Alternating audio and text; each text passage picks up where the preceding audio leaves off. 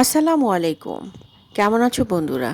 আজকে আমি চলে এসেছি সেন্ট মার্টিন দ্বীপে।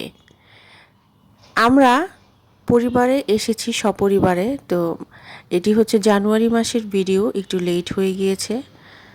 সেন্ট মার্টিন দ্বীপে দুভাবে আসা যায়, স্পিড বোট দিয়ে আসা যায় এবং জাহাজ দিয়ে আসা যায়।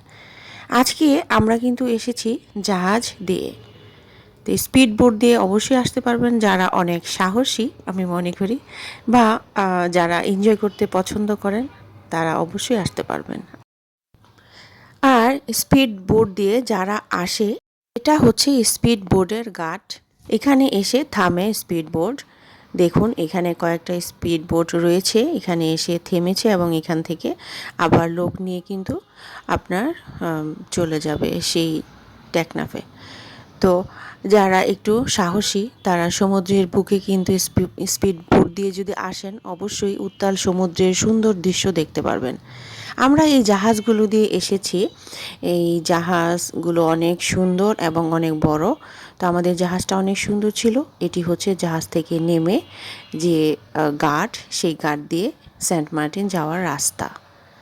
আলহামদুলিল্লাহ আমরা অবশেষে সেন্ট মার্টিন দ্বীপে চলে এসেছি।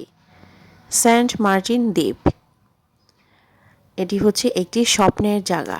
অনেকেরই স্বপ্ন, অনেকেরই ইচ্ছা এই জায়গাটাতে আসার। খুবই সুন্দর, অপরূপ একটা সুন্দর দ্বীপ বাংলাদেশের বুকে। এটির আরেকটি নামও রয়েছে নারিকেল জিঞ্জিরা। তো এখানে অনেক ছোট বড় নারিকেল গাছ রয়েছে কিন্তু। তো এখনও অনেক ছোট ছোট নারিকেল গাছ এখানে দেখতে পাচ্ছি আমরা লাগিয়েছে। কারণ এই নারিকেল জিঞ্জিরাতে অনেক নারিকেল পাওয়া যায় অবশ্যই। তো সবাই আসলে সেই নারিকেল বা ডাব এখান থেকে খায়। তো এখান থেকে কিন্তু দেখুন খুব সুন্দর লাগছে। সারি সারি জাহাজগুলো নোঙর করে আছে পাড়ে, দেখতে খুবই ভালো লাগছিল। এই নারিকেল জিঞ্জিরায় চলে এসেছি। আপনারা যাদের ইচ্ছা অবশ্যই আসতে পারেন। আমি মনে করি খুবই সুন্দর একটা ঘোরার মতো, দেখার মতো একটা জায়গা। আল্লাহর অপরূপ সৌন্দর্য না দেখলে আসলে চোখে বিশ্বাস করার মতো না। খুবই সুন্দর। আমরা কিছুক্ষণের মধ্যেই আমাদের হোটেলে চলে যাব এবং হোটেলে যেয়ে তারপর আমরা সাগরের মাঝে চলে যাব গোসলের জন্য বা দেখার জন্য আর কি।